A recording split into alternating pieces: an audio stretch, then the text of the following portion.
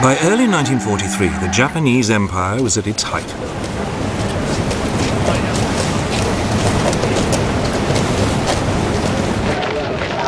The country had occupied Malaya and Burma, the Philippines, and the Dutch East Indies, Indonesia today. These territories had become vital sources of strategic supplies such as oil and rubber. Now the United States laid plans to roll back the Japanese gains.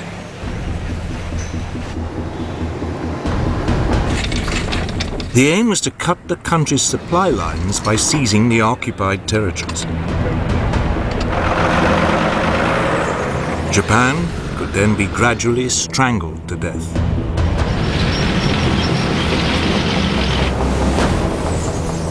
But to win in the vast expanse of the Pacific, the US would need to develop new forms of mobile warfare.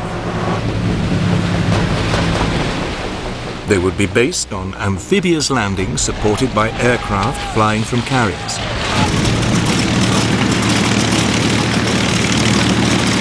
The Japanese, unable to match American firepower, resorted to increasingly desperate measures.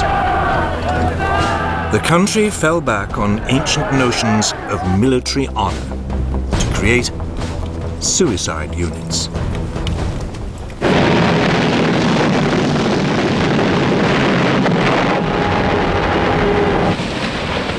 The result would be a terrible loss of life.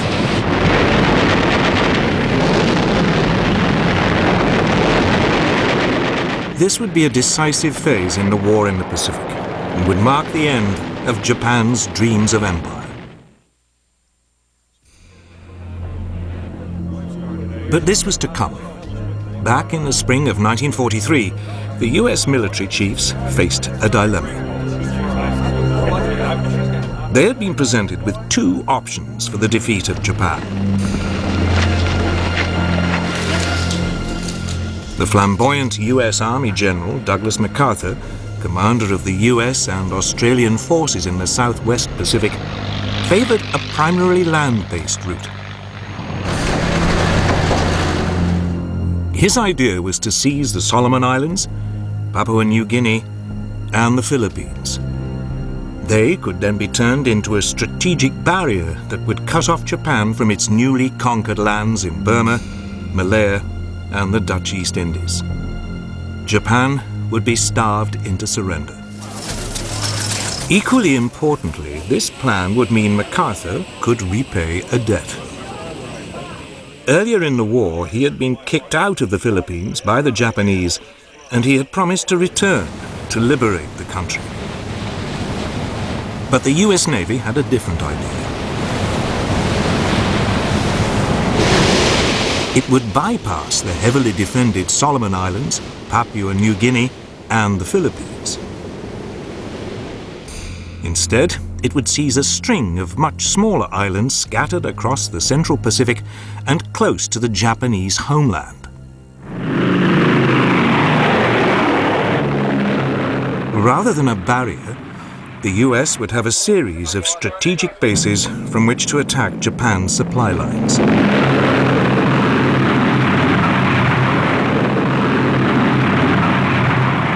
They argued it would be swifter and much more economical. The American military command put off the decision. Both the Army and Navy were told to go ahead.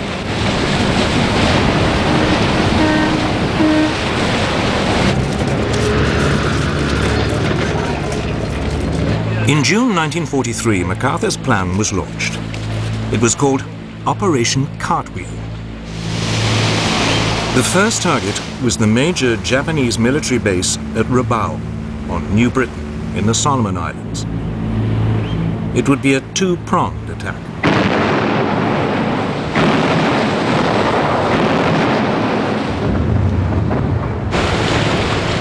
The eastern prong fought its way up through New Georgia and Bougainville.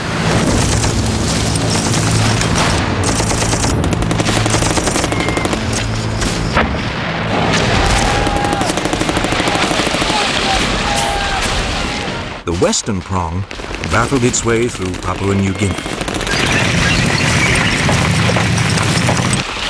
But the virtually impenetrable jungle and unhealthy climate made progress slow.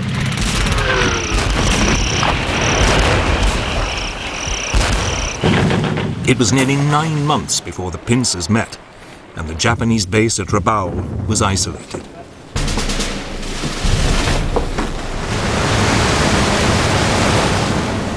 Meanwhile, as the US Army took control of the Solomon Islands, the US Navy mustered a mighty fleet.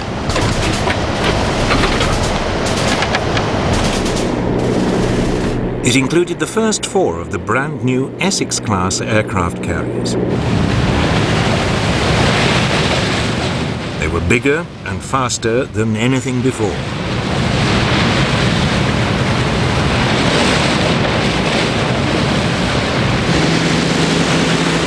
The new carriers were equipped with outstanding new planes like the Hellcat and Corsair fighters, Helldiver dive bombers, and Avenger torpedo bombers. Together, they both outperformed and outnumbered their Japanese opponents.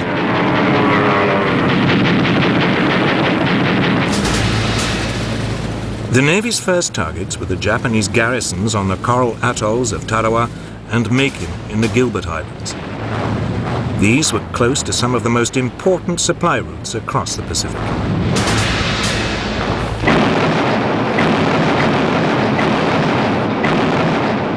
For a week, the atolls were bombed by carrier-based aircraft.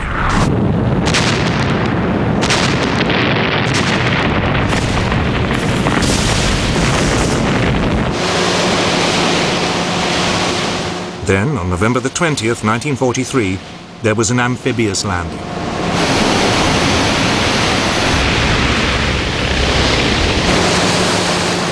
Makin was captured with little difficulty.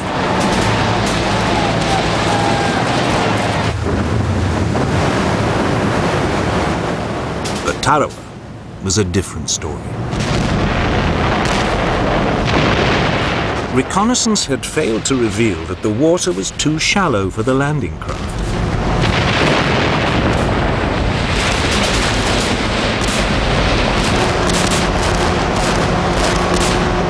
As the Marines waded ashore, they came under intense fire.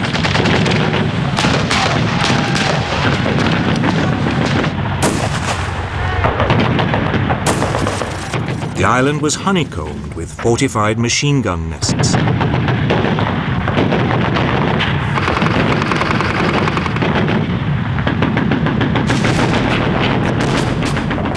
US troops who made it to dry land were pinned down on the beach.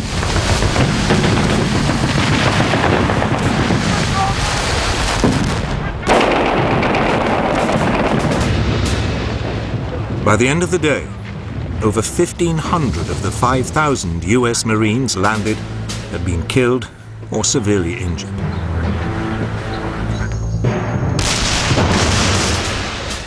Over the next 2 days, frontal assaults pushed the Japanese back inch by inch. Very often, only flamethrowers could eliminate the Japanese strongpoints. It took 3 days before the last pocket of Japanese resistance was wiped out.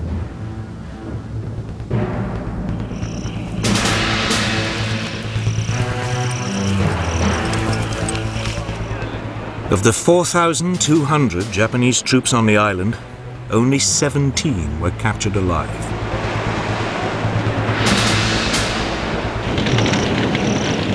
Tarawa was a terrible forerunner of what was to come.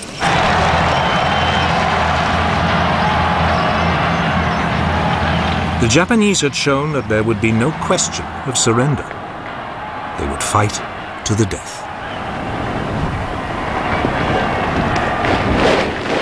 It was a grim prospect.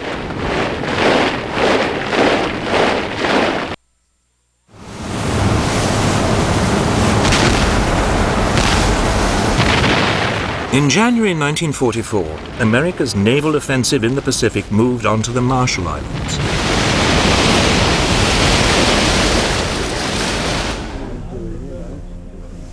Admiral Chester Nimitz, the US naval commander in the Central Pacific, was anxious to avoid another bloodbath. So, aircraft from his carrier force bombed Japanese airfields on the islands for nearly 2 months.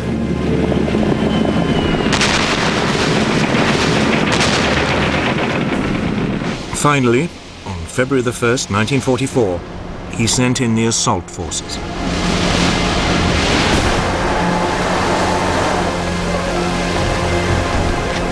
The flat and open island of Roy was quickly overrun.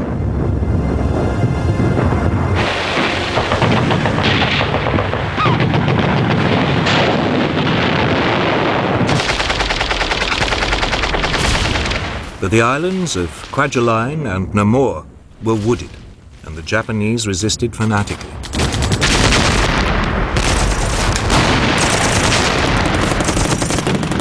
US forces used flamethrowers and explosives.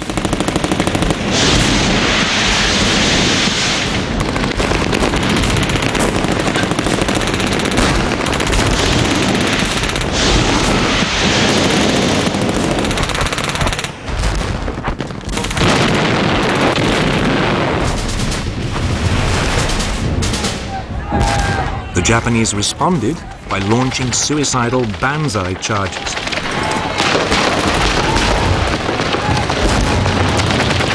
But the US forces now knew what to expect. The Japanese were beaten back.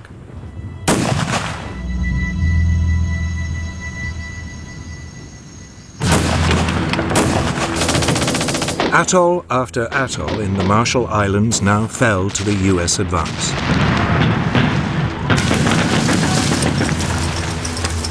Kwajalein was followed by Atoll.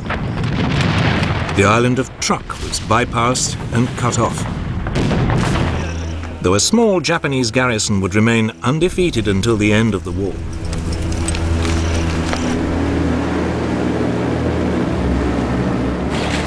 The way was now clear for the next push, 1,000 miles west towards the Mariana Islands. If captured, the islands would put the Japanese mainland within range of US heavy bombers.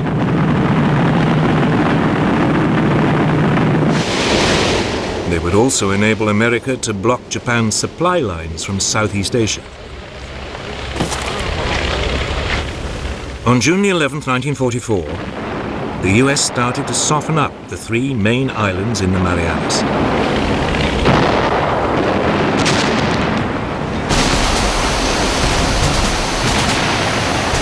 Four days later, Marines stormed the beaches of the northerly island of Saipan.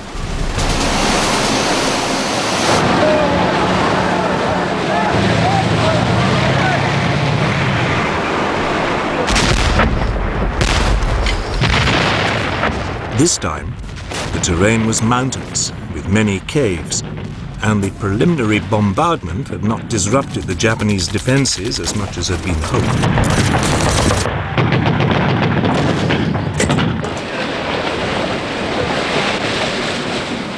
Nevertheless, by the end of the day, the American bridgehead was secure.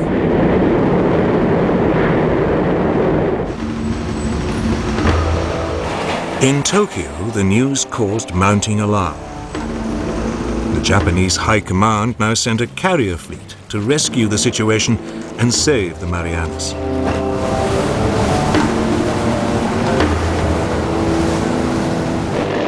But the task force was spotted by US submarines.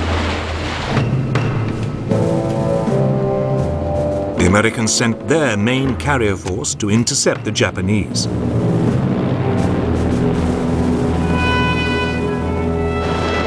On the morning of June the 19th, 1944, the Japanese launched airstrikes against the US ships.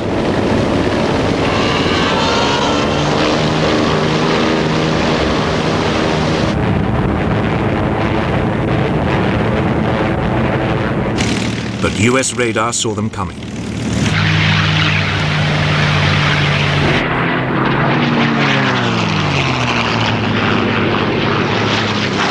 .450 fighters were scrambled to intercept the Japanese planes.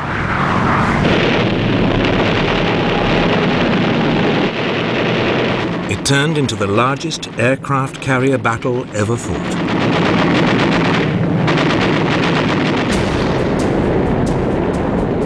The US task force had 15 aircraft carriers and more than 900 aircraft.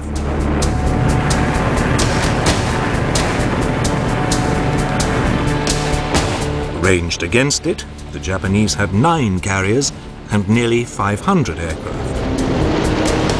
But Japan had lost many of its experienced air crews during the Solomon and Marshall Islands campaigns. Its novice pilots faced battle-hardened US flyers.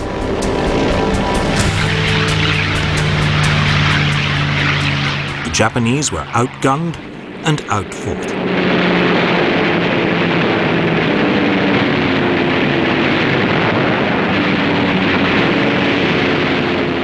It would go down in history as the Great Marianas Turkey Shoot.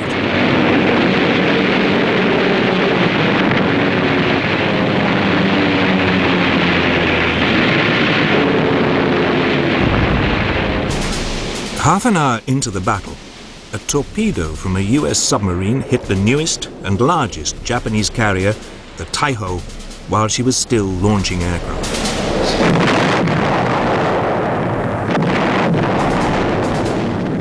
The Battle of the Philippine Sea had claimed its first major victim.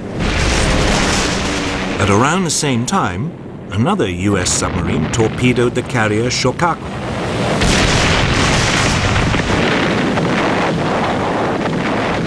She was completely destroyed. Nevertheless, the Japanese commander decided to continue with the operation, hoping to stop further US landings in the Marianas.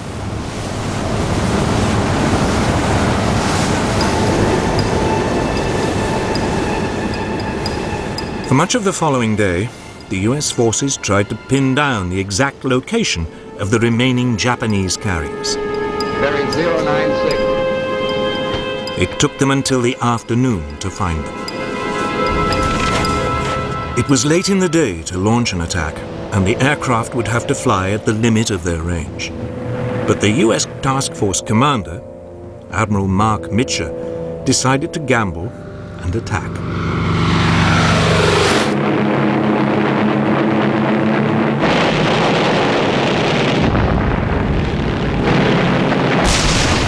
A third Japanese carrier, the Hayo, was hit and sunk.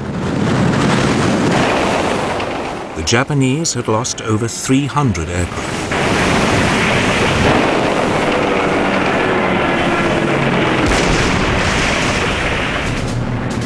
But as the US planes now returned, dangerously short of fuel, they ran into a problem. In the gathering darkness, they couldn't find their own carriers. Many ran out of fuel and had to ditch in the sea. Mitcher, in an act of extraordinary courage, ordered his carriers to switch on their lights to guide in the returning aircraft.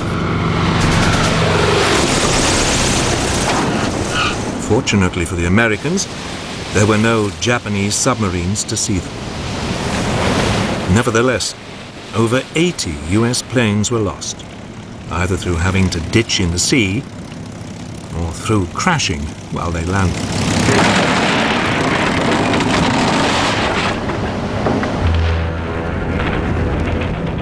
But Japanese losses had been even greater. 3 carriers and most of the aircraft needed to equip its remaining carrier fleet were gone. From now on, the United States Navy would dominate the Pacific, striking when and where it wanted. The future is in the city. We live in cities now as a species, and there's no going back. Experts weigh in on one of the world's youngest global cities. Singapore is now at a crossroads. It's at a real turning point. A search for the hidden design and soul that makes a city livable. This is a typical Singaporean breakfast. Living Cities, Singapore, a 6-part series. Premieres Wednesday, 15th of December, exclusive to Discovery Channel.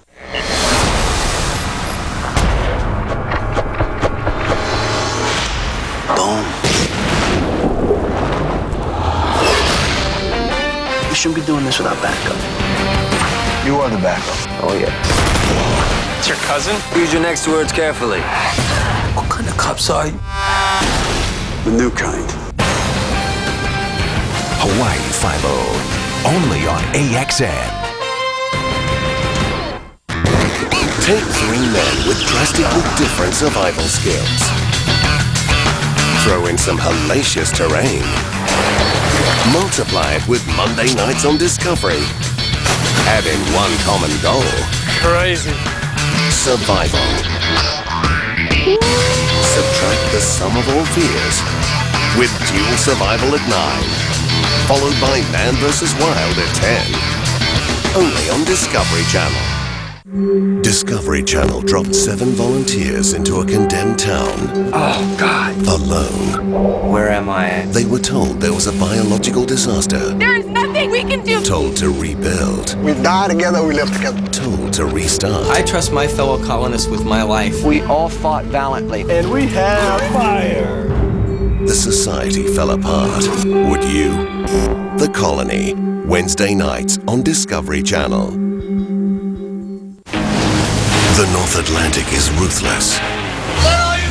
But beneath the waves is a prize many will die for. It's a battle of one man and one fish. Look out! Sometimes the fish wins. Discovery will put you right next to the men and women He's on the verge of breaking if he hasn't already broke. on the hunt for giants, Commercial fishing is the most dangerous job in the world. swords. A new season starts Monday, 20th of December on Discovery Channel.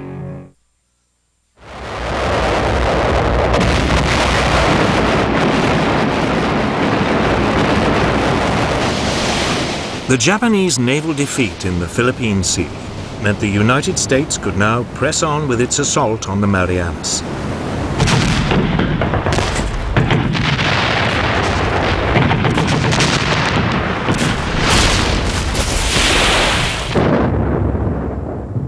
The Japanese forces on Saipan held out for 3 weeks before they were overcome on July the 9th, 1944.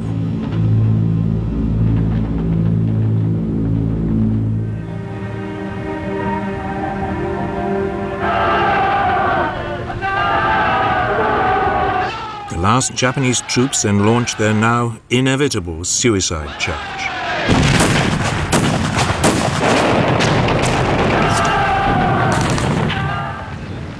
Virtually the entire 32,000-strong garrison was killed. Over 3,000 Americans also died.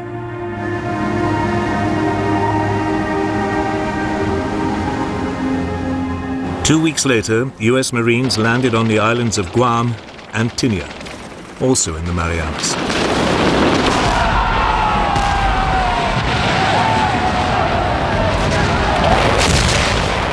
Once again, they faced suicidal Japanese counterattacks. But they failed to stop the American advance. The US Navy had seized the Marianas. Both the US Army and Navy offensives had now completed the first phase of their separate strategies to isolate Japan. The US military planners now had to make a choice. Should they continue to back MacArthur's strategy and move on to the capture of the Philippines? Or should they go with the naval plan and send a fleet across the Pacific to seize Taiwan or the Ryukyu Islands?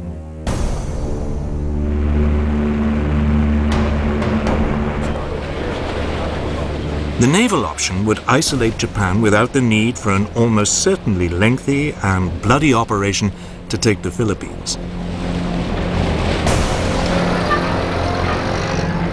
But at a meeting in Hawaii on July the 26th, 1944, MacArthur charmed President Roosevelt into backing his plan to liberate the Philippines.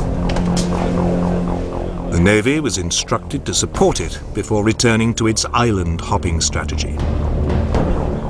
It was a decision that would cost a horrendous number of both military and civilian lives.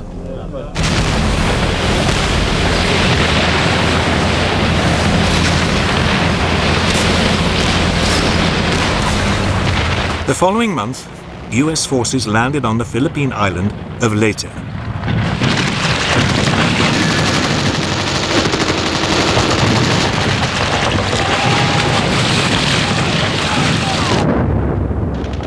They took the Japanese by surprise. They had expected the first US landing to be on the main island of Luzon.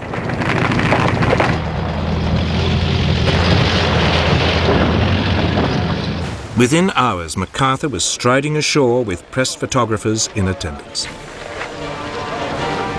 He later made a broadcast to the Philippine people.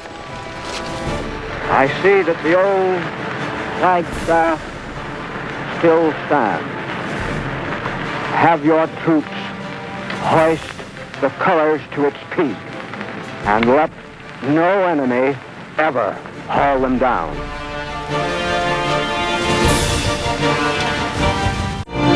Programs that had you on the edge of your seats, that amazed you, thrilled you, and inspired you. Re-experience, relive the best of Discovery. Starts tonight on Discovery Channel. When disaster strikes. Monster tornado! Oh my God! When lives spiral into darkness. She's under reserve parachute and it's spinning. When all is lost. The roof just collapsed. Felt like 100 earthquakes at one time. Some overcome impossible odds to find themselves. I think I'm stronger being through this. When faced by extreme peril. Tomorrow night on Discovery Channel. People, if they dare, then have me, all of me, in their homes. Even dressed like this. It's not aggressive, is it? They were going it afterwards. Obviously, you don't want me in your house. Bollywood, it's only big for one star, and that's me. Stay down! Stay down! Obviously, I've got to be invited. Open your doors and invite Mr. Right, a new series. Premieres Tuesday, 14th of December on TLC. New to view this December on Discovery Channel. Bear takes on life-threatening scenarios closer to home. Worst case scenario. Sword fishermen put their lives on the line to reel in the ultimate haul. A new season of Swords. Sustainable living amid dwindling resources. Powering the future. All new this December on Discovery Channel. The Japanese soon recovered and launched an ambitious plan to use the remains of their naval power to counterattack. Operation Show, meaning victory, was typically complex. The main strength of the Japanese fleet was divided into two groups to form a pincer. One pincer would approach through the San Bernardino Straits and attack the US landing from the north. The second would come in through the Surigao Straits and attack from the south. Meanwhile, a decoy group of Japan's last 4 carriers would approach the Philippines from the northeast, hoping to lure away the main US carrier force covering the landing. The northern arm of the Japanese pincer came under air attack almost immediately.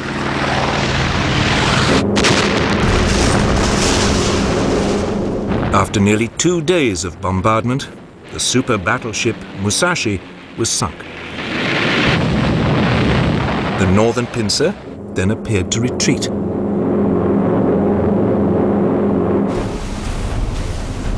It was now that the US commanders got into a muddle. The man in charge of the main carrier force covering the landings was Admiral William Bull Halsey.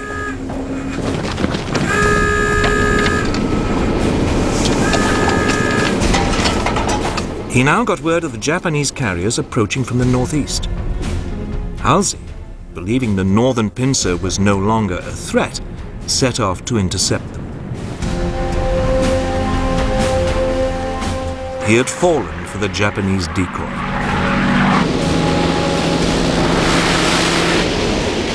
The force protecting the US landing was now severely weakened.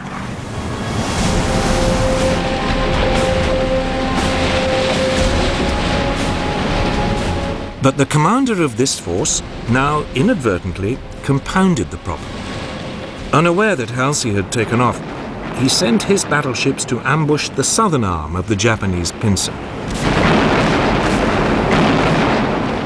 It looked like a spectacular success.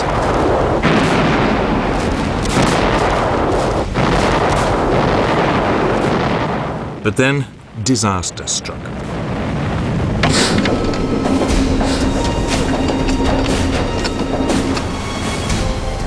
The northern arm of the Japanese pincer had only pretended to retreat.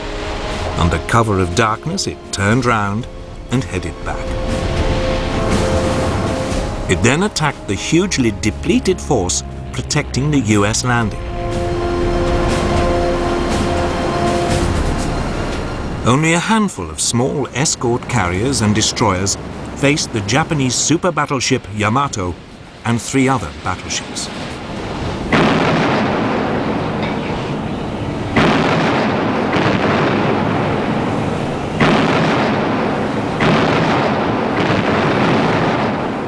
It was now the turn of the Americans to put up a desperate fight.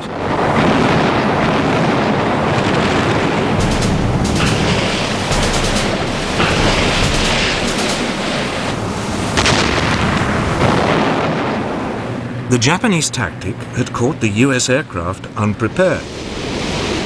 They were armed with high explosives for land operations rather than armor-piercing bombs for ships.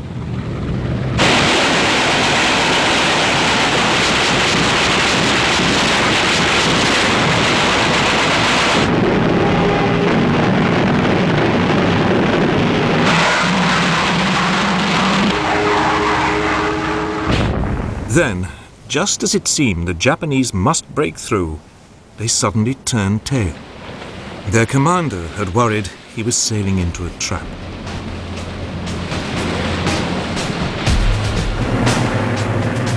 Meanwhile, to the north, Halsey's headlong rush to intercept the Japanese decoy force finally paid off.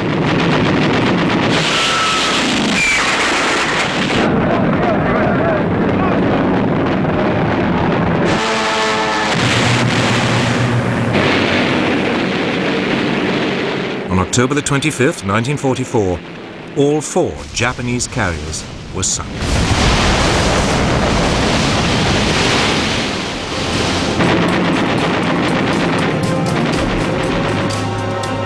The Battle of Leyte Gulf had completely finished off Japan's once proud navy. There was now little hope of holding back the American advance. For Japan, it was time for desperate measures. The stage was set for a terrible climax to MacArthur's plan. The future is in the city. We live in cities now as a species, and there's no going back. Experts weigh in on one of the world's youngest global cities. Singapore is now at a crossroads. It's at a real turning point. A search for the hidden design and soul that makes a city livable. This is a typical Singaporean breakfast. Living Cities, Singapore. A 6-part series. Premieres Wednesday, 15th of December, exclusive to Discovery Channel. In a split second, the unexpected could make you a victim or survivor. Would you know what to do? Welcome to worst case scenario. Bear Grylls has a new mission. Stick really close to me.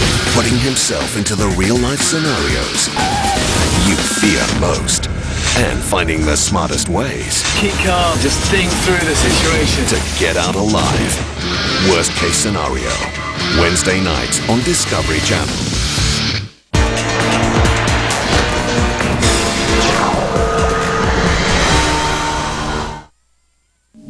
Be awed this December On Animal Planet, wildlife struggle to move with the relentless change of seasons. A year in the wild. Brush up your knowledge on all things feline. Cats 101. There is nowhere to hide when the threat comes from within. More real-life stories, monsters inside me. Be awed this December on Animal Planet. Programs that had you on the edge of your seats. That amazed you. Thrilled you. And inspired you. Re-experience, relive the best of Discovery. Starts tonight on Discovery Channel.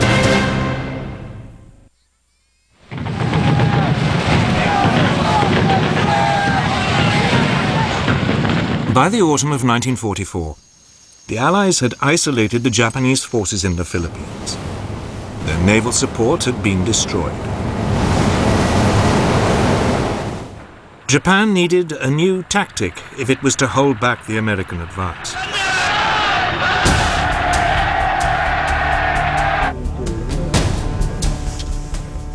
The Japanese commander in the islands called for volunteers to join special units.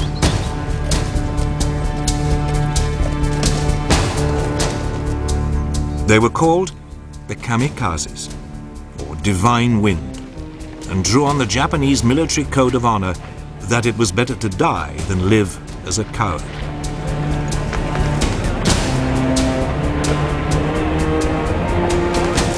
They were suicide units.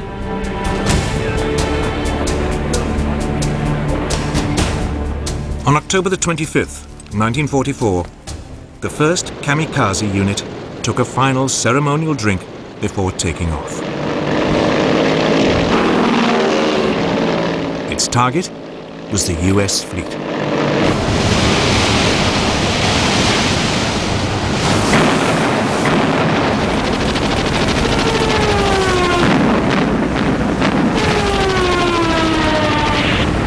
The escort carrier, St. Lo, was sunk, and 2 others badly damaged.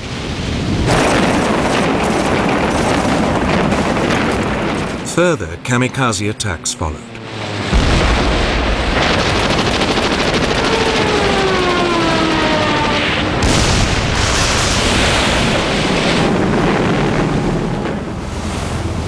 But MacArthur was undaunted.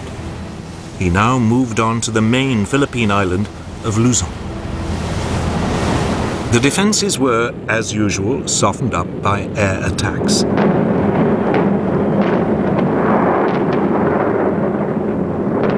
The US troops went ashore virtually unopposed.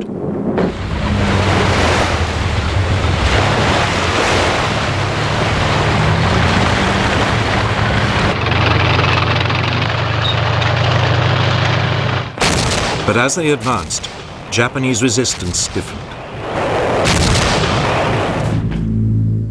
By January the 23rd, 1945, they had reached the major air base of Clark Field, 60 miles from the capital, Manila.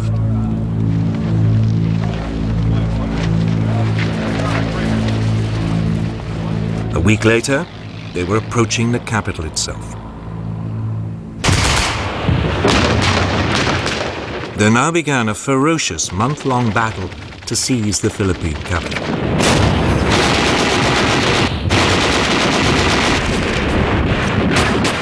The US troops fought their way into the city.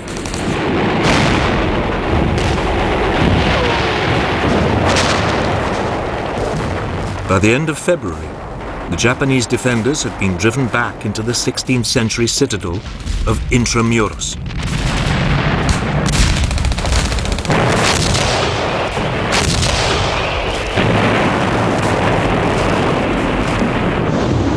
It would take another week of fierce fighting to flush them out.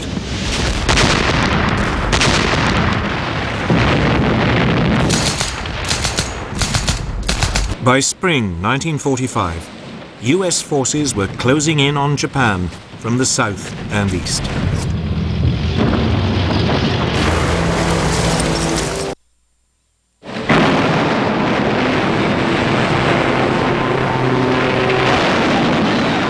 Japan had invaded China in 1937.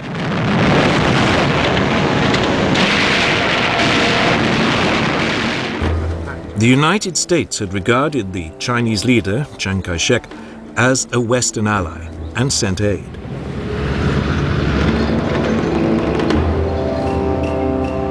Much of it went in through British-controlled Burma along the so-called Burma Road over the mountains to southern China.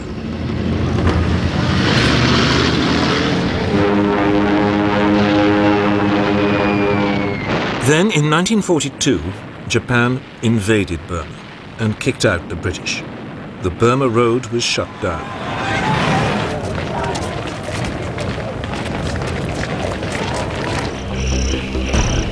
Instead of sending in a conventional force, small groups of soldiers were infiltrated deep behind Japanese lines. They were known as Chindits and were the brainchild of an unconventional officer called Ord Wingate. Their task was to destroy railway lines and disrupt Japanese communications.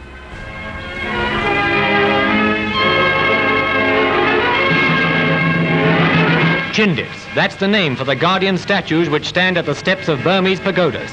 A name from legend that's become flesh and blood, living guardians of Burma's liberty.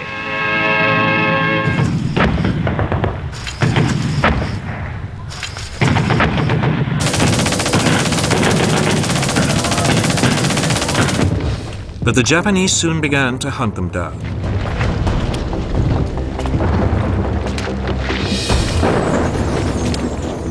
By mid-April 1943, over 1/3 of the Chindit forces had been killed. The remainder were forced back into India. The struggle to retake Burma was becoming a serious problem. So, in late 1943, the Allies turned to US General Joseph Stilwell. We got run out of Burma, and it's humiliating as hell. I think we ought to find out what caused it, go back and retake the place. Stilwell had spent years helping to overhaul the forces of neighboring China. The Allies now decided to put them to the test.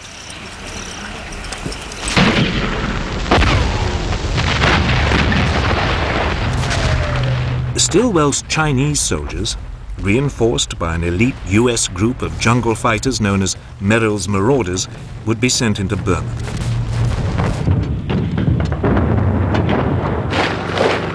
In October 1943, they crossed the border and made their way down the east side of the country.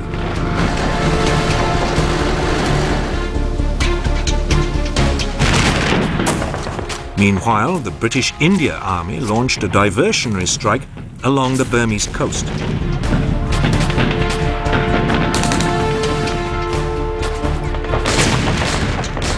Finally, Chindits moved into northern Burma, deep behind enemy lines, to cut Japanese supply routes.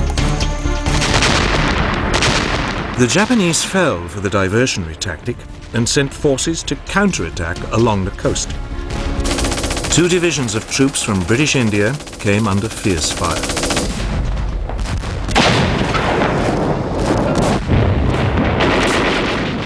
But the Allied forces stood their ground. They were resupplied from the air. They could now fight back, and 2 weeks later, the Japanese withdrew.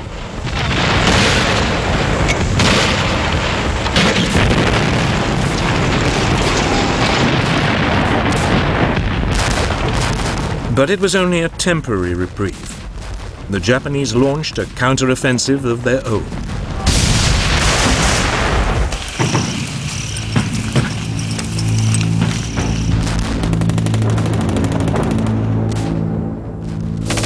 In March 1944, they invaded India in an attempt to disrupt Allied preparations for further attacks. For 2 weeks, there was intense fighting.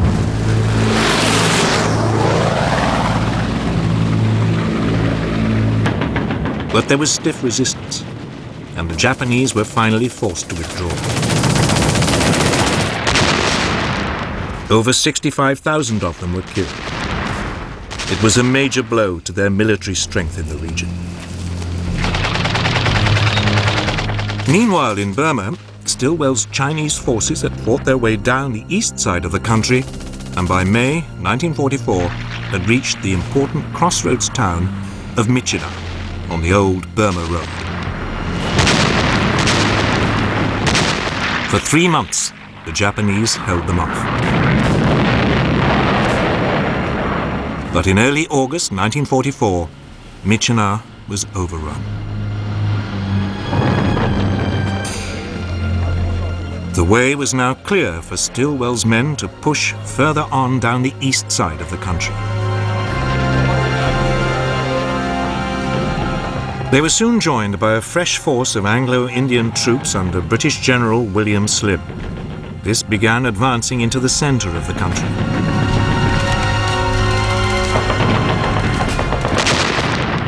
In early March 1945, Slim's forces took the important communications center of Mektila. Soon afterwards, they seized Mandalay.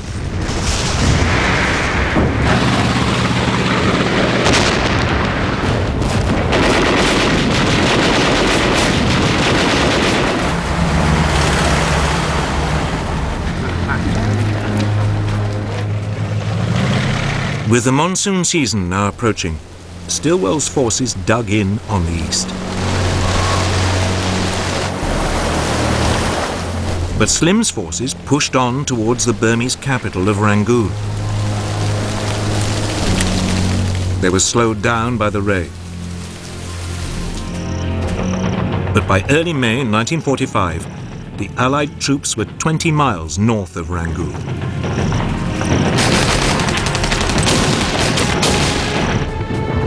Allied reinforcements were now sent in from the south to support them. Gurkhas parachuted into the Irrawaddy Delta. An Indian division came in by sea.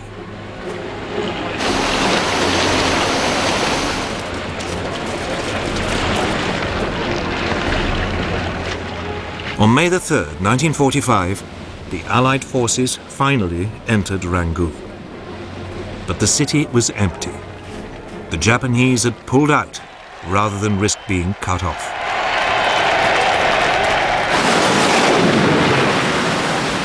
The monsoon was now in full flow.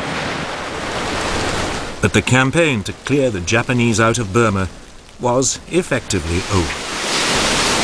The next stop in the war in Southeast Asia would be Malaya. But for all the success, Allied losses in the war against the Japanese had been terrible. The Americans were desperate to find a way to bring the war to an end without having to invade the Japanese homeland.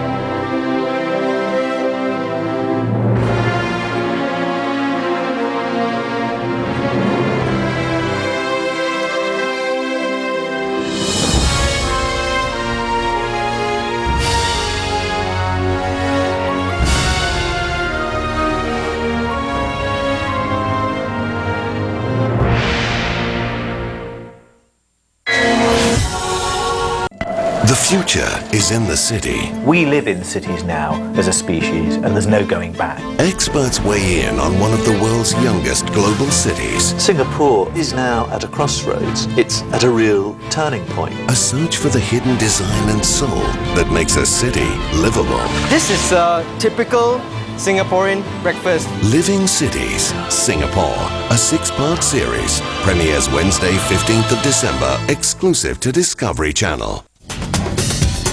Two of Bear's most die-hard fans join him for a taste of survival at its most extreme. Pure evil. Yeah. It's pure evil. Man vs. Wild. Tonight on Discovery Channel. When disaster strikes. Monster tornado! Oh my God! When lives spiral. into darkness. She's in a reserve parachute and it's spinning. When all is lost, Just collapsing. Felt like 100 earthquakes at one time. some overcome impossible odds to find themselves. I think I'm stronger being through this. When faced by extreme peril. Tomorrow night on Discovery Channel.